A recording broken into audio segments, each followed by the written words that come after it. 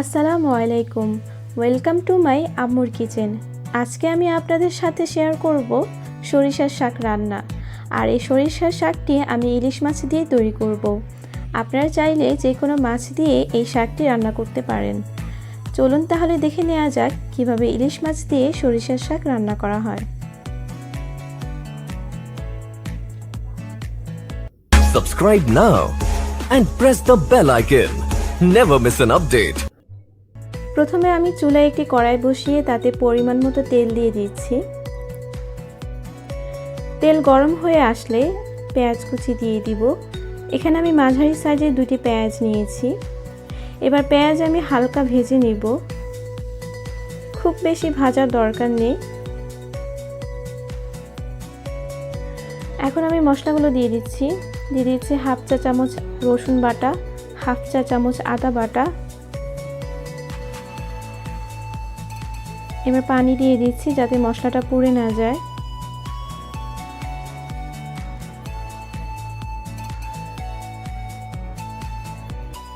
এই পর্যায়ে আমি দিয়ে দিচ্ছি হাফ চা চামচ হলুদের গুঁড়ো, 1 চা চামচ মরিচের গুঁড়ো, হাফ চা চামচ ধনিয়া গুঁড়ো, স্বাদ মতো লবণ।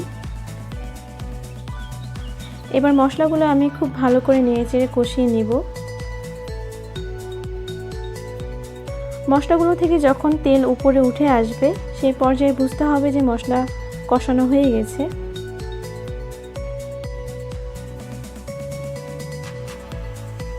মশলা কষানো হয়ে গেছে, এর মধ্যে আমি মাছগুলোকে দিয়ে দিচ্ছি।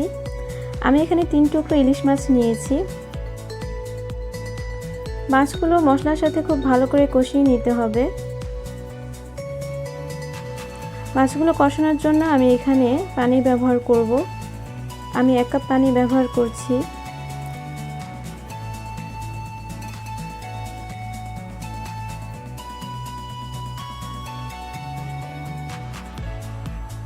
এবার একটি ঢাকনা দিয়ে ঢেকে 2 মিনিট পর ফিরে আসছি।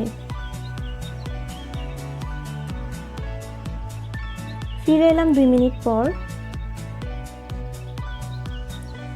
মাছটা অনেকটা হয়ে গেছে।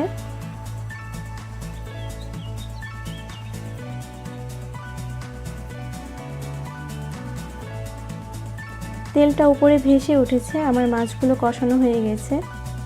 এই পর্যায়ে আমি মাছগুলোকে তুলে রাখবো।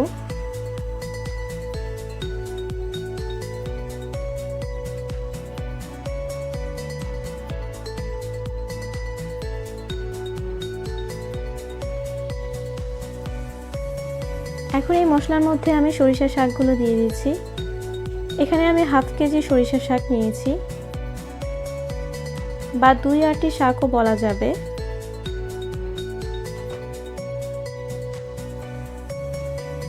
এবার খুব ভালো করে মশলার সাথে শাকগুলোকে মিশিয়ে নিব।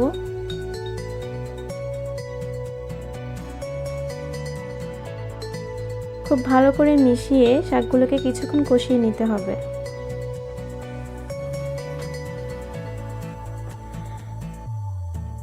শাকগুলো কষানোর সময় শাক থেকে এরকম পানি বের হয়ে আসবে। শাকগুলো কষানোর সময় এই পানিটা অনেকটা টেনে যাবে। শাক কষানো হয়ে গেছে, এই পর্যায়ে আমি দিয়ে দিচ্ছি 2 কাপ পানি।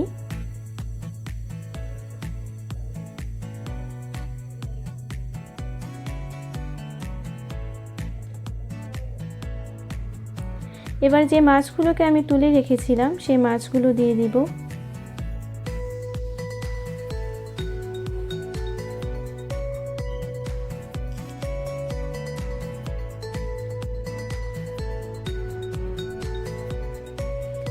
এবার কয়েকটা কাঁচামরিচ দিয়ে দিচ্ছি। কাঁচামরিচগুলোকে আমি ফালি করে কেটে নিয়েছি।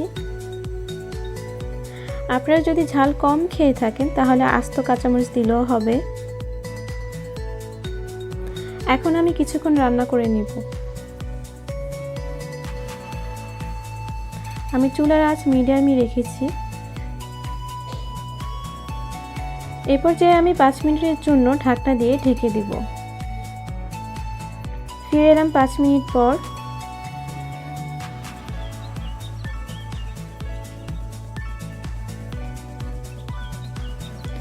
শাকগুলো হয়ে গেছে, আমি আলতো করে নেড়ে দিচ্ছি।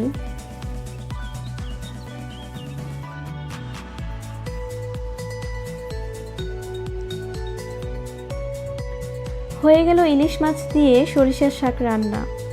চলুন তাহলে পরিবেশনে যাওয়া যাক। অত্যন্ত ভিটামিন এবং মিনারেল সমৃদ্ধ এই সরিষার শাক। এই শীতের মৌসুমে অবশ্যই আপনারা এই সরিষার শাক রান্নাটি বাসায় ট্রাই করবেন। আজকের মতো এই পর্যন্তই। আবারও দেখা হবে অন্য কোনো পর্বে অন্য কোনো রেসিপি নিয়ে। আপনাদের যদি আমার রেসিপিটি ভালো লেগে থাকে তাহলে আমার চ্যানেলটিকে সাবস্ক্রাইব করে আমার পাশেই থাকুন। আল্লাহ হাফেজ।